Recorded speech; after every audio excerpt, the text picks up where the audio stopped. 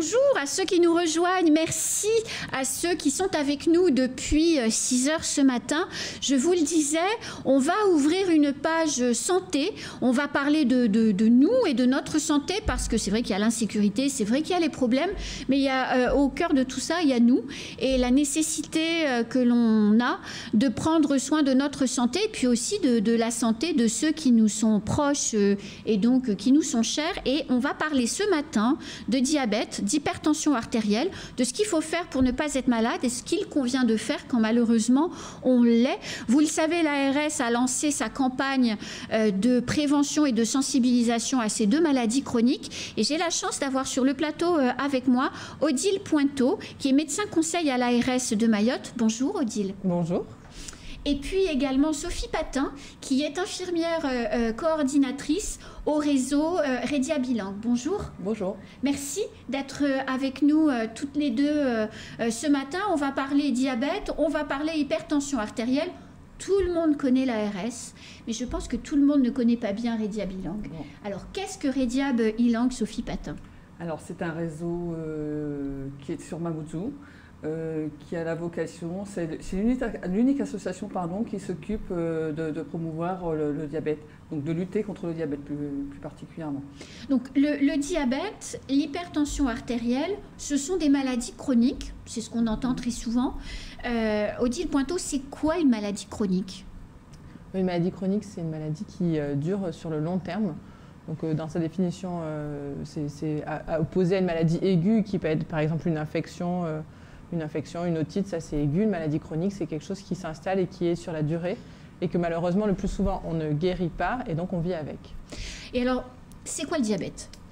Alors, le diabète, ça va correspondre en fait à ça signifie simplement excès de sucre dans le sang, c'est ça le diabète. Et donc, il existe plusieurs types de diabète. Très rapidement, il y a le diabète de type 1, peut-être vous connaissez, qui est le diabète des gens jeunes, qui n'a pas du tout les mêmes causes. Le diabète gestationnel, qui est le diabète de la grossesse, qui est vraiment pareil avec des causes différentes. Et le diabète de type 2. Le diabète de type 2, c'est vraiment celui qui est le plus fréquent et c'est celui qu'on dépiste. Là, dans le cadre de cette campagne. Donc, comment ça se passe, Sophie Patin, la campagne, le dépistage qui est en cours, là, qui a commencé hier, et on voit les photos derrière vous qui ont été réalisées à Mamoudzou, puisque hier, l'équipe était installée place de la République. Comment elle se passe, cette campagne? Alors, il y a 14 lieux de dépistage, oui. Donc ça a commencé hier, comme vous l'avez dit, c'est jusque samedi, donc ça peut permettre aux gens qui travaillent de venir le samedi. C'est sur toute l'île. Ce sont des lieux qui bougent tous les jours, donc on peut trouver le lieu qui est le plus pratique pour aller se faire dépister. Quand vous arrivez sur le lieu de dépistage, vous allez trouver des personnes qui vous accueillent, des bénévoles et puis des infirmières qui vont être là pour vous prendre en charge, qui vont et vous dépister, et vous prendre une tension et vous faire un test capillaire pour le diabète. Alors, expliquons ça plus précisément. Ça dure combien de temps? Le dépistage dure combien de temps? Tout compris, une petite dizaine de minutes, le temps de l'accueil par un médiateur de Mlésime Maoré qui nous fait remplir un petit questionnaire, mais c'est purement anonyme, donc c'est un questionnaire qui est pour nous à visée statistique. Ensuite, la prise de tension, 3 minutes, et puis la mesure de la glycémie, 2 minutes. Ce qui est très bien, c'est qu'on a les résultats immédiatement et que l'infirmière, immédiatement, elle peut donner un pré-diagnostic qu'il faudra confirmer. Mais elle peut déjà donner une piste, elle peut déjà donner des conseils. Et moi, ce que j'ai vu hier à Sada, c'était beaucoup de conseils donnés. Et donc, j'ai trouvé ça vraiment intéressant pour les personnes qui venaient. Est-ce que ça fait mal? Non. Donc, cette petite piqûre au bout du doigt, là, c'est un petit pic-pic, ça fait pas mal? Non, vraiment, c'est... Non. Non, tu confirmes, non, c'est largement supportable. C'est pas comme une piqûre, non, c'est pas, voilà. c'est pas une piqûre. Je dis ça pour rassurer les gens, on peut y aller, on n'a pas mal et on ne nous introduit pas une aiguille comme ça dans le bras. C'est pas un vaccin. C'est un petit pic-pic sur le bout du doigt pour récupérer une goutte de sang et pouvoir l'analyser. Mesdames, je ne sais pas laquelle de vous deux répondra, mais comment on peut avoir du diabète? Parce qu'il y a des gens, on mange tous des choses, on ne va pas réagir de la même manière. Vous dites un excès de taux de sucre dans le sang. Comment est-ce qu'à un moment donné, notre corps ne régule plus bien les choses pour que ça devienne un excès? Alors, on insiste sur 3 plans. Le premier, c'est vraiment une mauvaise alimentation. Clairement, si on a une mauvaise alimentation, alors c'est pas que manger trop sucré, c'est manger trop gras, c'est manger pas équilibré, etc. Ça peut être un facteur de risque de développer du diabète. Le deuxième, c'est le fait de ne pas avoir d'activité physique, c'est la sédentarité. C'est le fait de ne pas bouger. Ça aussi, ça peut être un facteur de risque de diabète. Et après, le dernier, et qui est important à rappeler, c'est qu'il y a un terrain familial contre lequel vous ne pouvez pas grand-chose. Simplement pour dire aux gens que ce n'est pas forcément la peine de se culpabiliser. On va faire des actions pour éviter le diabète. Ceci étant, si on a le diabète, c'est quand même pas que c'est de notre faute. Je ne sais pas si j'arrive à être claire. Quand on mange ça tous les jours, quand même, c'est pas top. Ah non, attention, je n'ai sûrement pas dit ça. Il faut anticiper le plus possible, prévenir avec une alimentation équilibrée. Surtout qu'ici, il y a un terrain à risque à faire des diabètes. Pourquoi ? On ne sait pas. Il y a un terrain familial à Mayotte, oui, propice au diabète, ça c'est sûr. Alors, quand on dit manger équilibré, ça veut dire quoi manger équilibré? Parce que on a tous envie de manger équilibré. Je crois que personne n'a envie d'être malade en réalité. Sauf que pour autant, et vous nous rappellerez les chiffres dans quelques instants, ils sont quand même très élevés. Comment on fait pour manger? C'est quoi un repas équilibré? Alors, le repas équilibré, on ne va pas faire de la morale, on ne va pas donner des grandes leçons. On le sait tous qu'il faudrait tous qu'on diminue le sel, le gras, le sucré. Après, il faut s'adapter aussi à l'île. On sait très bien aussi qu'on ne trouve pas tous les produits sur l'île. Bien sûr. Et on sait tous, quelque part, qu'il faut favoriser quand même les légumes. Après, on essaie de s'adapter. On sait aussi très bien que le plat de base ici, c'est le riz. Peut-être diminuer cette partie-là, essayer de favoriser plus certains légumes que l'on trouve sur l'île. Et puis les fruits, quand on en trouve, il y a des moments où on trouve beaucoup de fruits aussi sur l'île. Par période, effectivement, voilà. On trouve... On sait que tout au long de l'année, c'est peut-être pas évident d'avoir une assiette équilibrée, mais on peut y réfléchir. L'idée, c'est quels sont les aliments qu'il faut majoritairement essayer de faire disparaître de nos assiettes? Ils sont en photo derrière vous. Oh, les frites, oh les chips. Les mabawa, tout ce qui est gras, tout ce qui est sucré, salé. Après, ça ne veut pas dire qu'il faut tout supprimer. Il faut aussi savoir se faire plaisir. Surtout si on a pris des habitudes comme ça, on ne peut pas d'un seul coup tout arrêter et tout supprimer. Peut-être se dire, tiens, aujourd'hui, si je prends du thé très sucré, je vais en mettre peut-être un petit peu moins de sucre aujourd'hui. Au lieu de prendre un coca tous les jours, peut-être plus quand c'est festif. Etc., etc. C'est se réguler comme ça en réalité. Se donner des petits objectifs accessibles surtout. Et qui tiennent dans la durée. Voilà. Odile Pointeau, c'est quoi les chiffres du diabète? Parce que là, on parle de tout ça, mais je crois que quand on le met au regard des chiffres, ça rend encore plus important ce qu'on vient de dire sur la manière de manger. Oui, alors les chiffres du diabète à Mayotte, nous, on a choisi de communiquer sur ceux qui étaient après 30 ans. Oui. Et qui en fait sont de 17% de la population de l'île après 30 ans qui est diabétique, donc ce qui fait à peu près 1 sur 6. Une personne sur 6 après 30 ans a du diabète à Mayotte. Exactement. En métropole? Alors en métropole, je n'ai pas les chiffres après 30 ans, j'ai les chiffres après 18 ans. Après 18 ans en métropole, on est plutôt à 5%, et à Mayotte, après 18 ans, on est plutôt à 12%. Donc vous voyez, on est au moins 2 fois plus, voire, vu la pyramide des âges, 3 fois plus. Parce qu'en fait, on a ici à Mayotte une population beaucoup plus jeune que la population métropolitaine. Bien sûr. 3 fois plus de personnes à Mayotte sont malades de diabète, à peu près, qu'en métropole. C'est énorme. Et tout le monde sait qu'il a le diabète? Ah non, mais c'est bien tout l'enjeu en fait de cette campagne et de l'étude qui était ressortie de Santé publique France, c'était qu'il y avait une personne sur 2 qui ne se savait pas diabétique, à peu près pareil, une personne sur 2 qui ne se savait pas diabétique, donc il y a vraiment d'intérêt à dépister. Et très franchement, hier, on a dépisté des diabétiques qui ne se connaissaient pas diabétiques. Mais Odile Pointeau, est-ce qu'il ne faut pas de temps à autre être consciemment inconscient? J'aime bien la formulation. C'est-à-dire, je le sais pas, ça, j'ai pas d'ennui. Ça peut être un peu ça aussi. Non, mais il y a beaucoup de gens qui sont ça. Moi, personnellement, vous voyez, des fois, je sais, mais je préfère pas savoir. Ouais. Alors, je pense que Sophie et moi, on a vraiment du même avis sur le fait que non. C'est vraiment mieux de savoir. Pourquoi? Dans le sens où le diabète, on va dire que s'il est pris en charge tôt, il a quand même des traitements qui sont simples, qui marchent bien. La science fait des progrès énormes. Tous les 2-3 ans, on a des nouveaux traitements du diabète qui apparaissent. Donc, sincèrement, un diabète pris en charge tôt, qui est bien équilibré, c'est une vie qui n'est pas facile, mais qui est une vie qui est réglée, quoi. Ça fonctionne. Que pris en charge tard, vous arrivez déjà au stade des complications, vous allez avoir des traitements plus lourds. Non, sincèrement, il vaut mieux savoir tout. Alors, un diabète pris en charge tard, vous parliez de complications. Oui. C'est quoi les complications du diabète? Ça va avoir un retentissement en fait sur à peu près tous les organes. Donc globalement, ceux que vous connaissez bien, les AVC, les infarctus, mais ça abîme aussi les yeux, les reins, ça entraîne des troubles de l'érection, ça entraîne des troubles cutanés, vous savez, c'est les personnes qui sont amputées là des jambes ou qui au moins ont des plaies qui ne guérissent pas. Ça entraîne des infections, ça entraîne des problèmes dentaires. Enfin, la liste, elle est très longue. De problèmes qui peuvent en découler. Une personne qui est diabétique et qui est prise en charge tôt, c'est quoi sa vie? En fait, c'est quoi les médicaments qu'elle doit prendre? C'est quoi le rythme? On se soigne combien de minutes par jour? Au départ, ça peut être très court. Ça peut être juste la prise d'un médicament, ça peut être juste le rééquilibrage déjà alimentaire, remettre souvent, la plupart du temps, une activité physique, hein, parce que souvent ça va de pair, la sédentarité. Au départ, ça peut être juste un comprimé. Hein. Et un comprimé, ça peut suffire toute sa vie entière. C'est-à-dire, imaginons 35 ans, je vais tout à l'heure, je ne sais pas où, il me semble qu'il y a Bandrabois aujourd'hui, je vais à Bandrabois, je vais à l'endroit où on m'indique, je me fais faire mon petit machin, on découvre que je suis diabétique, donc passer le gloops de la mauvaise nouvelle, je vais aller chez un médecin pour comprendre. Il va me dire, ok, on est au début de votre pathologie, paf, vous prenez ce médicament tous les matins ou tous les soirs, enfin bon bref, et ça peut... Je peux vivre toute ma vie entière comme ça jusqu'à ma mort, juste avec ce petit comprimé. Vous l'avez dit, tout dépend à quel stade on va aussi le découvrir.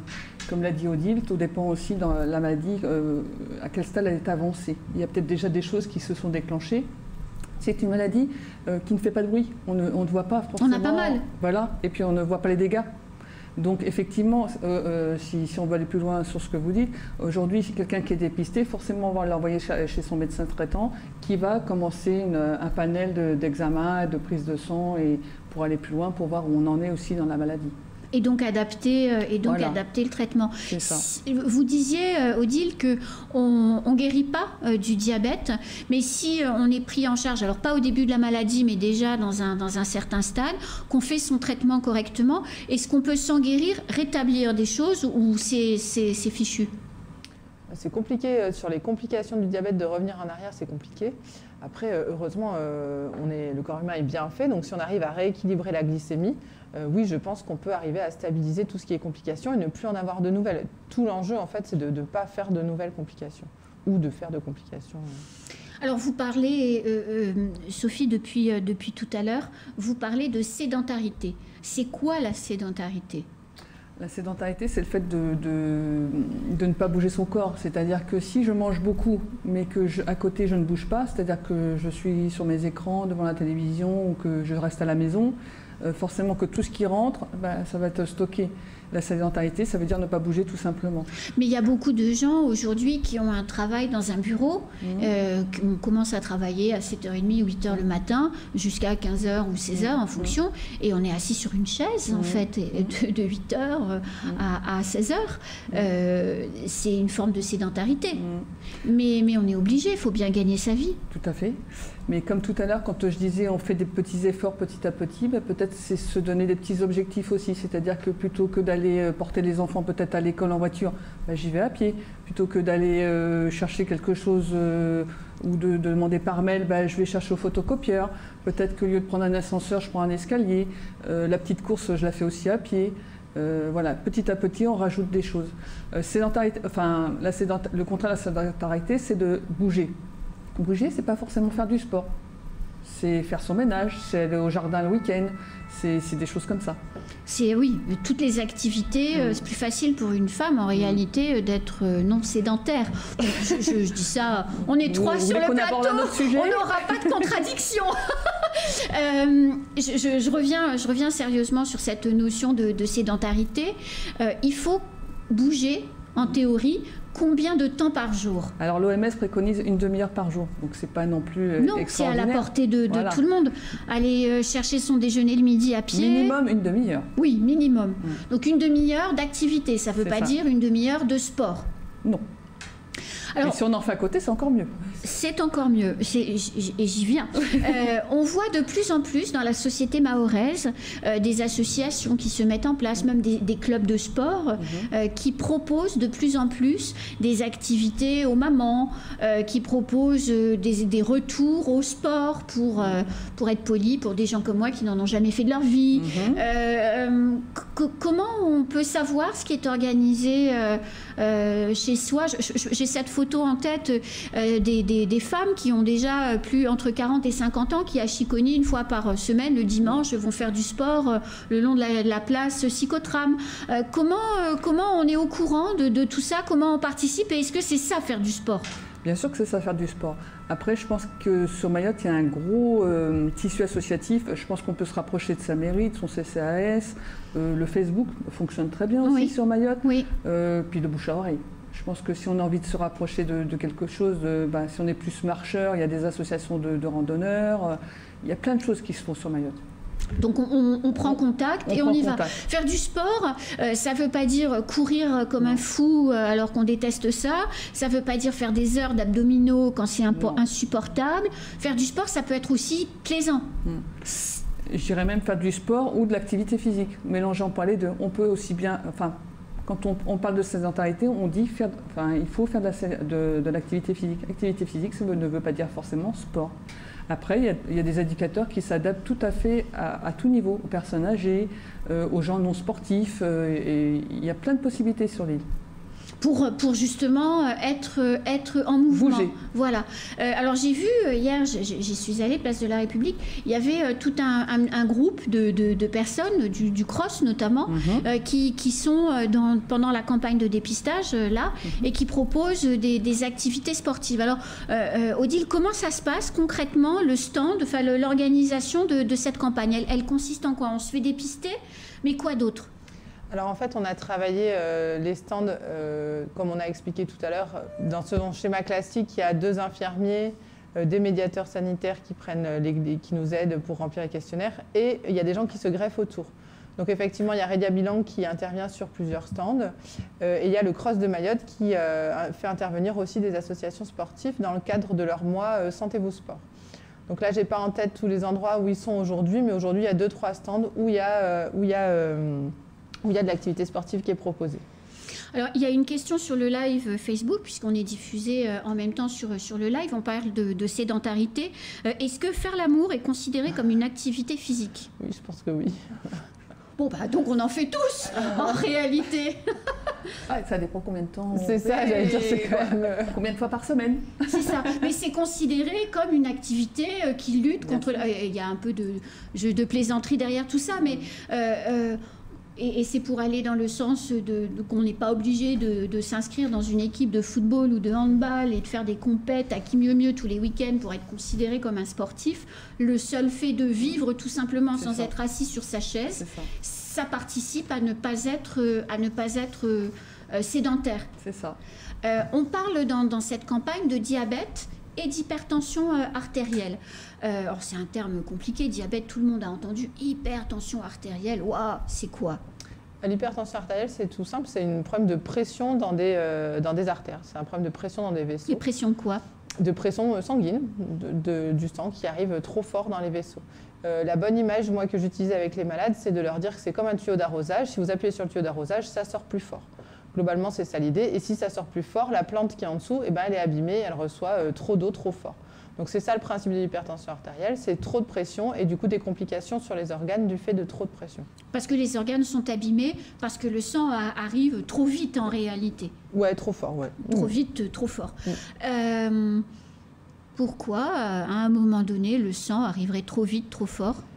Alors les mécanismes physiologiques ils sont complexes et ils sont multiples. On va dire en gros schématiquement que c'est principalement lié au vieillissement artériel, mais pas que. Il y a aussi rétention en sel, etc. Donc l'alimentation trop salée. Puis après c'est le même terrain exactement que pour le diabète. C'est pas assez d'activité physique, une alimentation qui n'est pas très bonne et un terrain familial.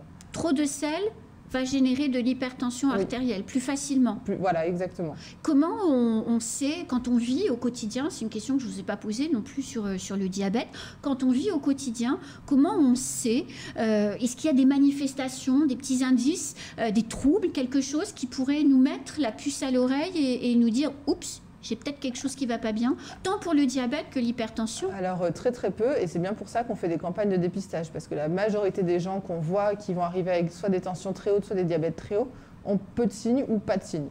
Après, vous allez avoir quelques petits signes, mais franchement qui sont spécifiques de rien, un peu mal à la tête, un peu bourdonnement d'oreille, vous pouvez avoir une sensation de soif dans le diabète, enfin globalement, perte de poids, malaise, mais tout ça c'est spécifique de rien, donc le plus souvent les gens ne se ressentent rien, et c'est vraiment tout ce qu'on veut faire nous entendre, c'est vous ressentez rien et vous avez peut-être la maladie. Pour ceux qui nous rejoignent, on parle de diabète, on parle d'hypertension artérielle, on parle de notre santé et de ce qu'il faut faire pour ne pas être malade ou ce qu'il faut faire quand on l'est pour éviter que ça s'aggrave. On parlait de la campagne avant la publicité de dépistage qui est en cours depuis hier matin et qui va s'étendre jusqu'à samedi aux 4 coins du territoire, y compris à l'heure du déjeuner, pour celles et ceux qui travaillent. Et ces photos qui sont faites là, elles sont faites sur la place de la République. Et qu'est-ce que vous pourriez dire à une personne, genre pas moi, hein, c'est pas mon cas, mais qui, par exemple, marche vers le stand pour faire des photos en se disant « Allez, je vais me faire dépister » et qui arrive devant le stand et qui se dit « Non, parce que j'ai pas du tout envie d'avoir une mauvaise nouvelle » et qui rebrousse chemin. Et je suis certaine que parmi la population, y compris les gens qui nous écoutent, il y en a plein qui se disent « Moi, j'ai bien envie d'aller me faire dépister parce qu'effectivement, je veux savoir. » Et puis qui subitement, au moment de le faire, se disent « Ouh là là, et si on me révélait une mauvaise nouvelle, vaut mieux pas que j'y aille. » Oui, alors déjà, effectivement, vous n'êtes pas du tout la seule personne dans le cas. Il y a effectivement beaucoup de gens qui n'ont pas envie, et on le sait très bien, à Rediab comme à l'ARS, qu'il y a des gens qui n'ont pas envie de savoir. Pour autant, je redis qu'il vaut mieux savoir anticiper et avoir des traitements qui ne sont pas très lourds qu'arriver au stade des complications et des symptômes.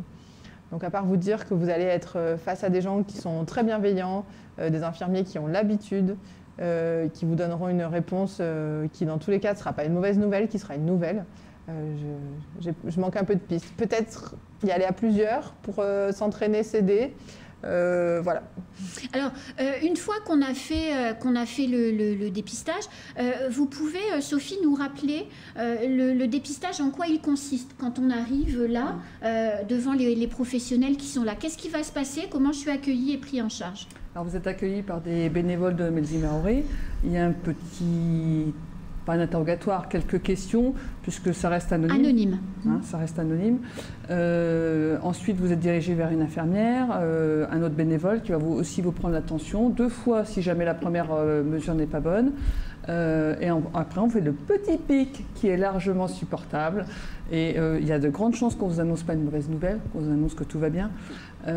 Si jamais il y a un doute, on vous dirige vers une future consultation. Alors, soit chez votre médecin traitant si vous en avez un, et il y a d'autres, donc aussi des médecins de la réserve sanitaire qui vont arriver et qui vont pouvoir assurer des visites.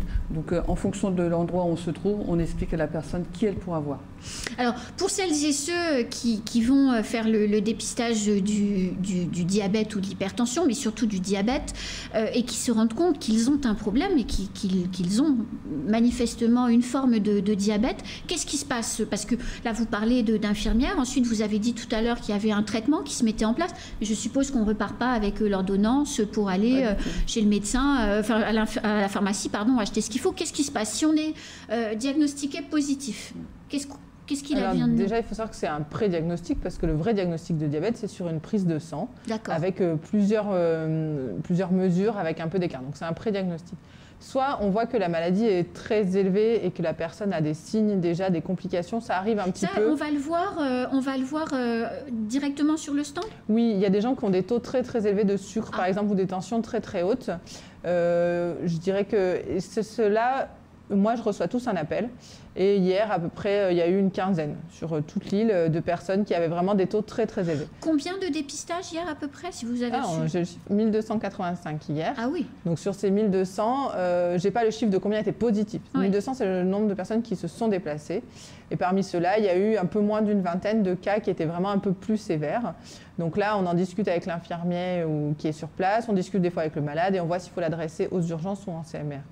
Pour tous les autres cas, on n'est pas dans l'urgence. C'est une maladie chronique, donc on peut se laisser quelques jours pour aller consulter. Donc nous, tout ce qu'on dit, c'est aller consulter, allez voir soit votre médecin traitant, allez en CMR à partir de la fin de la semaine prochaine. Pardon, centre médical de référence. Vous les connaissez, c'est Kaanid, Zoumonier, Mramadoudou, Pamandzi et Jacaranda. Donc là où il y aura de la consultation dédiée à ça, à l'hypertension et au diabète. Et à ce moment-là, vous aurez votre ordonnance, votre traitement, votre prise de sang, etc. Enfin, quand même, Odile, on n'a pas de médecin traitant, imaginons. On sait très bien que ces consultations, je pense à Jacaranda par exemple, il y a des queues pendant des heures. Comment on fait? On a quand même un problème ici d'accès aux soins. Donc si on se fait dépister, mais qu'on n'a pas la possibilité d'aller derrière consulter, qu'est-ce qui va être mis en œuvre par l'ARS pour permettre justement d'avoir les consultations qu'il faut? Alors c'est une excellente question et clairement on a commencé cette campagne de dépistage en ayant ça en tête parce que moi je suis un médecin avant tout clinique et effectivement si on ne peut rien proposer derrière, ça ne sert à rien. Parce que 1200 personnes dépistées, 1285 personnes dépistées hier, ouais. Si j'en crois ce que vous dites, une personne sur deux qui ne sait pas qu'elle est diabétique, oui. Potentiellement il y a 600 personnes qui vont avoir besoin d'une consultation. Alors ça va être un petit peu moins parce qu'en vrai on a des tranches d'âge un peu plus basses. Il y a des gens parmi les 1200 qui étaient en fait soit déjà connus et qui avaient déjà un suivi, soit qui étaient un peu plus jeunes, donc il y a un peu moins de risques. Alors là j'ai pas les chiffres de combien étaient positifs. Effectivement il va falloir la consultation derrière. Oui, et comment on fait? Donc soit les médecins traitants ils sont quand même là pour ça. Il y a pas mal de généralistes, il y en a quand même qui sont motivés et qui sont investis, donc il n'y a pas de souci. Mais c'est sûr que ça ne draine pas tout. Et après c'est les dispensaires. En dispensaire, presque tous ont des plages de consultation l'après-midi. Alors, ils sont tous différents. C'est pour ça que je n'arriverai pas à vous donner la règle. Mais globalement, je sais qu'à Sada, il y a des plages avec consultation. À Jacaranda, l'après-midi, il y a sur rendez-vous. Et donc, des plages avec rendez-vous où on n'attend pas effectivement les 3-4 heures qu'on peut attendre devant Jacaranda. Et puis nous... Ça, c'est rassurant. Ce qui veut dire qu'on a été place de la République, on habite à Mamoudzou, on travaille à Mamoudzou. On a été dépisté hier. On sait qu'on doit aller confirmer le prédiagnostic chez un médecin. On n'a pas de médecin traitant. On peut aller à Jacaranda sans faire la queue dehors, rentrer à l'intérieur, prendre un rendez-vous pour revenir un peu plus tard. Pour revenir les après-midi. Les rendez-vous de l'après-midi, ça marche. Ça fait des délais un peu longs. Hein. Je ne dis pas que ce sera parfait.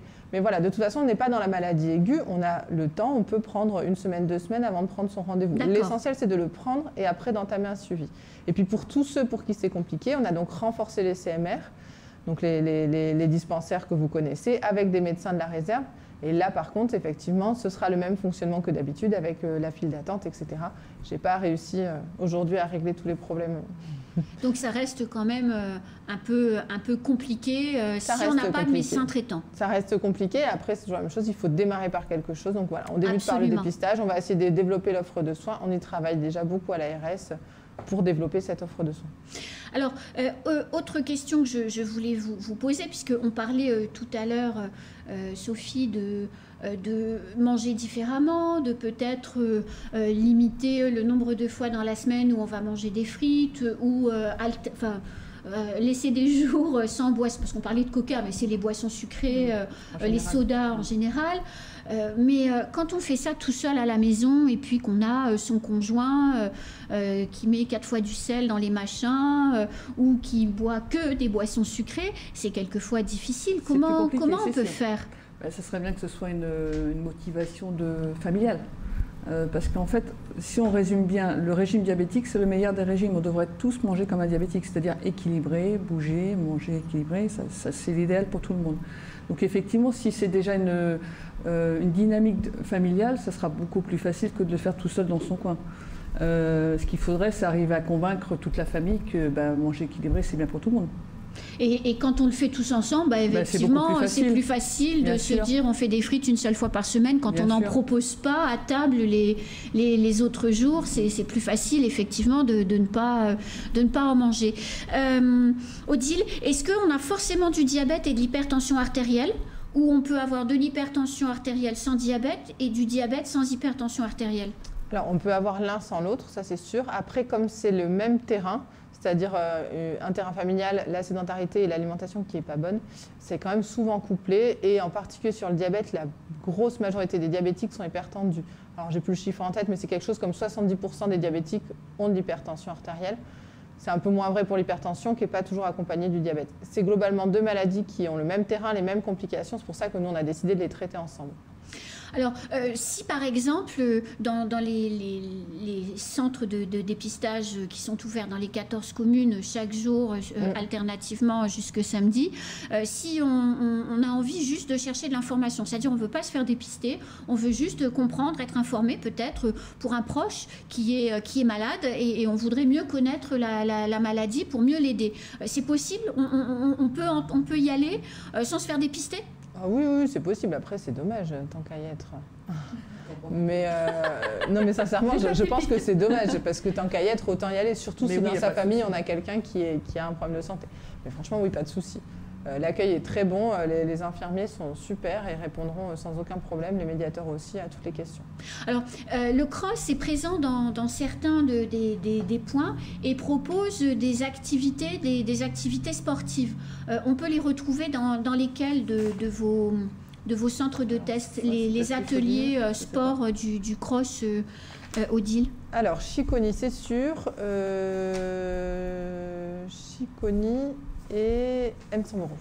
Donc Samboro, Chiconi, oui. Dans les centres de dépistage, il y a des ateliers mis en place par le CROSS qui permettent de faire un peu de sport et de découvrir aussi des activités faciles qu'on n'aurait pas l'habitude de pratiquer mais qui peuvent être... Exactement. Et la plupart du temps s'amusant. Et la plupart du temps en s'amusant et peut-être en découvrant... Il y a un effet de groupe, il y a de la musique, c'est sympathique. Et tout à l'heure, on parlait de où connaître les associations sportives. Sur le site du CROSS, il y a beaucoup d'informations aussi et c'est très bien fait. Leur site est très bien fait pour savoir où on peut faire du sport dans son village. Exactement. En fait, c'est ça. Alors, il y a plein de gens qui nous écoutent, plein de gens qui se sont dit, bon, allez, je vais les écouter, elles ont l'air sérieuses, ces dames. Je vais aller me faire dépister aujourd'hui. Aujourd'hui, on est le 14... on est le 14 septembre, mercredi 14 septembre. Où est-ce que je peux aller pour me faire dépister? Alors, les points fixes, c'est donc les CMR dont j'ai parlé tout à l'heure, donc Ramadoudou, Kahani, Zoumonier et Pamandzi. Il y a un point fixe aussi à l'Office du tourisme de Mamoudzou et un point fixe à partir d'aujourd'hui à la MJC de Mtsapéré. Après, pour les points mobiles, donc là, je prends ma feuille. Donc aujourd'hui, il y a Bouéni. Et où à Bouéni? À Bouéni, c'est au CCAS. À Chiconi, place Mambadi. À Ouangani, au Faré de l'école, à Chirungi au pôle culturel, carrément à l'intérieur du pôle culturel, à Akwa au niveau de la mairie, à Kungu à la place de la Poste, à Msamboro dans le foyer des jeunes et à Jangwa, place village. D'accord. Donc là, c'est aujourd'hui, c'est de quelle heure à quelle heure? Alors, ceux qui sont dans les CMR, donc dans les dispensaires, on est resté sur les horaires de consultation, donc 7h-14h. Tous les autres, c'est 9h-16h. Et ça, je rappelle, on peut y aller pendant la pause déjeuner, donc si on travaille, effectivement, hier, on n'avait aucune excuse. Non, hier on avait beaucoup de monde le matin et puis après on avait moins de monde. Ne pas hésiter à venir aussi l'après-midi, entre midi et 2, on est là tout le temps. Et pour les autres jours, on peut trouver sur le site de l'ARS. Oui, c'est ça. C'est-à-dire que là, on sait pour aujourd'hui, mais ce qui va tourner, c'est de plus ou moins dans les mêmes villes, mais dans d'autres villages. Et on retrouve la liste sur le site internet de l'ARS, également dans France Mayotte Matin. Vous avez les lieux sur lesquels vous pouvez retrouver les stands. Et vous avez également la page Facebook de l'ARS, sur laquelle vous pouvez vous rendre et trouver les lieux de dépistage. Comment on peut faire, je pense notamment aux établissements scolaires, comment on peut faire pour changer durablement les habitudes alimentaires de la population? Nous, au réseau diabète, on intervient régulièrement auprès des professionnels de santé, auprès des collégiens, des lycéens. Ça fait partie de nos missions. On peut travailler autour d'un thème si on nous le demande. Si un collège a un thème, on peut travailler autour d'un thème sur l'alimentation, mais on peut aussi apporter nos outils. On a des outils justement pour parler d'alimentation équilibrée. Et donc, de la maternelle à l'université. Donc on prend contact, comment ça se passe? Imaginons, je suis directeur d'école ou directrice d'école. C'est souvent les instituteurs, les professeurs, mais ça peut être aussi un projet d'élèves. Ils peuvent appeler au réseau, il n'y a pas de souci, ils appellent, on les recontacte et on prend rendez-vous et on monte le projet. Et ça va se manifester comment? Comment ça se met en place?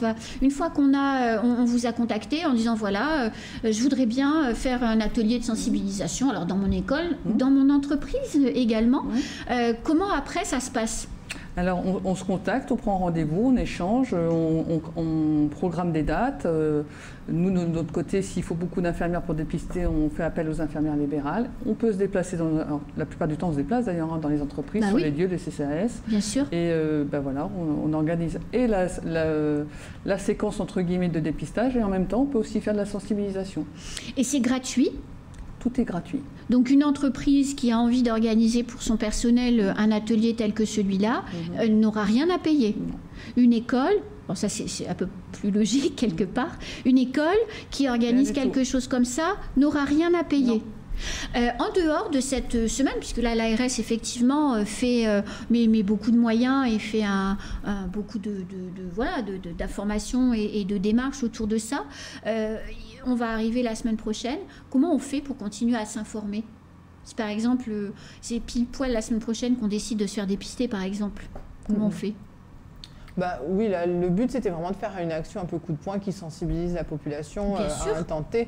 Mais ce n'est pas le but que de dépister comme ça. Normalement, le dépistage, ce n'est pas d'ailleurs comme ça. Le dépistage, c'est chez son médecin traitant, c'est une démarche personnelle, ou ça peut être au réseau Rediab, ça peut être chez le pharmacien aussi qui dépiste. Enfin, il y a plein de moyens d'être dépisté. Donc, on s'informe toujours de la même manière, plutôt sur les pages Facebook des différents réseaux, des différents sites, etc. Au CHM, on peut être dépisté. En dispensaire, on peut être dépisté.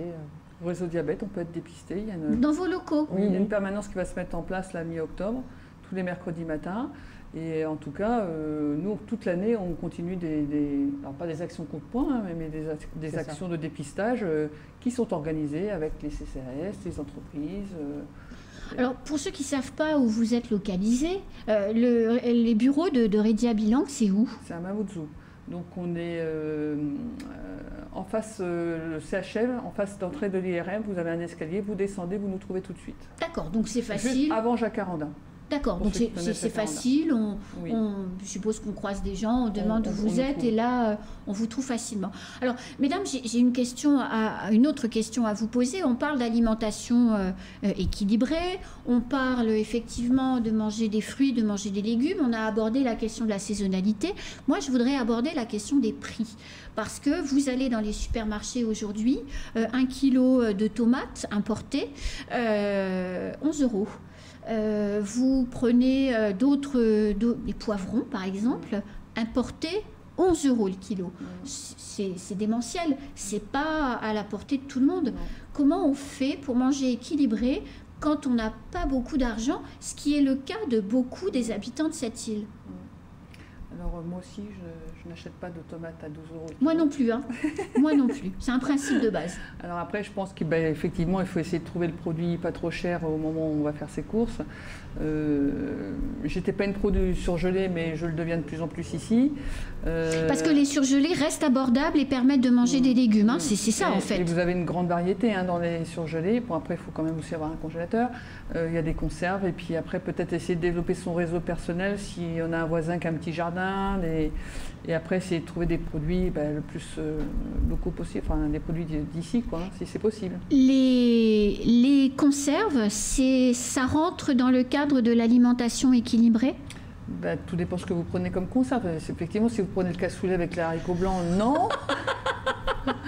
Mais après, oui, Non, alors prenons juste les haricots verts, par exemple, en conserve. C'est pareil, hein, les haricots verts peuvent faire jusque 10 € le kilo en vrac. Ils peuvent tout à fait faire le job en conserve. Donc, dans une boîte, tout ça reste, je crois, c'est aux alentours de 5 € une boîte. Même pas, je pense. On est bon, en fait. On est dans l'alimentation dite équilibrée. Voilà. Je rajouterais que là, pour l'occasion, on a fait venir la réserve sanitaire et donc une diététicienne de la réserve qui avait donc fait ses recherches avant de venir et qui me dit « Ah, mais c'est formidable ce qu'il y a à Mayotte, vous avez du manioc, c'est super cet aliment, vous avez du fruit à pain, c'est super, vous avez le moringa, donc ici les gens appellent le mvungé, c'est trop bien. » Je dis « Ah oui, mais les gens ont tendance un peu à oublier que ces aliments-là, qui sont quand même pour le coup moins chers, oui. S'ils ne sont pas cuits dans l'huile, c'est top. Hein. » Mais comment on en trouve? Enfin, je veux dire, on n'a pas tous un petit jardin, on n'est pas tous en train de le planter. Du manioc, il n'y en a pas tout le temps au supermarché. Non, pas tout le temps, mais comment on fait? On n'a pas tout le temps, mais quand même au marché, avec les différents moments, il y a bon, le moringa, il y en a tout le temps. Enfin, le mvungé, il y en a tout le temps. Oui. Avec les différents moments, quand même, on arrive à trouver. C'est sûr que le songe, il n'y en a pas tout le temps, par exemple. Non, parce que c'est la saisonnalité. Il y a des saisons, également, mais il y a des saisons, je pense qu'on arrive quand même, au fur et à mesure de l'année, à trouver à peu près un équilibre. Quand on a toujours appris à manger des fritures, notamment de manioc ou de fruits à pain, c'est hyper bon, il faut quand même le reconnaître, même si c'est pas bon du tout par rapport au thème dont on est en train de parler, puisque le gras n'est pas recommandé. Comment on réapprend ou comment on apprend tout simplement à manger du manioc et du fruit à pain sans le faire frire? Potentiellement, je ne sais pas faire du fruit à pain ou du manioc autrement que dans la friture. Comment je peux apprendre? Alors vous, chez Redia, vous avez des recettes, hein? Alors chez nous, on a même un programme éducation thérapeutique du patient. À partir du moment où on est diabétique, on peut intégrer un programme. Ah ben voilà. Mais aussi, on a une diététicienne. Après, il y a des diététiciennes aussi sur l'île. Hein. Internet aussi, peut-être un moyen de trouver. Après, je pense que si on en parle à nos grands-mères, elles peuvent peut-être aussi... Enfin voilà, on a oublié cette alimentation qui était très équilibrée sur Mayotte. On est passé à la malbouffe là en 10, 20, 30 ans, je pense. Peut-être même il y a 30 ans, on mangeait encore très bien. Les mabawa, bons ou mauvais pour la santé? Vous nous posez vraiment la question. Ouais. C'est pour tous ceux qui auraient encore un doute. Alors, je pense qu'on n'arrivera jamais à dire qu'il faut arrêter les mabawa, ce serait... voilà, un message que j'arriverai pas à faire passer. Vous pouvez le dire, mais peu de chance d'être écouté. Exactement, je ne serai pas écoutée. Non, je disais que quand on fait un boulet, on essaye absolument de proposer autre chose en parallèle et de manger un mabawa et un peu soit de salade, soit de concombre, soit de papaye, soit du manioc justement, mais pas cuit dans l'huile. Enfin, il doit y avoir moyen de trouver des alternatives pour... En fait, il y a aussi beaucoup une question de quantité. Et puis, je rajouterais quelque chose dont on n'a pas parlé là, depuis le début, qui est un peu de savoir écouter sa faim aussi. Et si on n'a plus faim, d'arrêter de manger. Ça peut paraître complètement idiot, mais il y a plein de gens, et j'en fais partie par moment, où on mange et on n'arrive pas à écouter à quel moment on n'a plus faim et à quel moment on peut arrêter de manger. Et vous disiez quelque chose d'intéressant qu'on n'a pas abordé, et ce sera ma dernière question. On est malade, on a envie de faire bien parce qu'on ne veut pas de complications. On peut aller chez vous et trouver des réponses à notre angoisse déjà, peut-être, et à nos questions. Comment ça se passe? C'est pareil, on vous appelle? Alors, on nous appelle, on a une porte d'entrée avec tous les professionnels de santé, que ce soit les sages-femmes, les médecins, les kinés, n'importe qui, un pharmacien peut nous envoyer un patient diabétique. Toujours pareil, c'est gratuit. On met en place un programme d'éducation thérapeutique aux patients où là, on va faire une petite évaluation, un bilan, pour voir où il en est avec sa maladie, qu'est-ce qu'il en a compris, qu'est-ce qu'il a mis en place, quels sont les freins.